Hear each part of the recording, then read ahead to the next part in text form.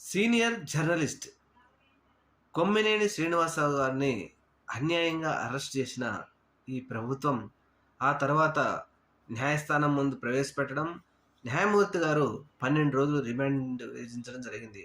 అయితే కొమ్మినేని శ్రీనివాస్ గారి న్యాయవాదులు సుప్రీంకోర్టు సర్వోన్నత న్యాయస్థానానికి వెళ్తే క్షణాలలోనే ఆయనకు బెయిల్ మంజూరు చేసింది సర్వోన్నత న్యాయస్థానం.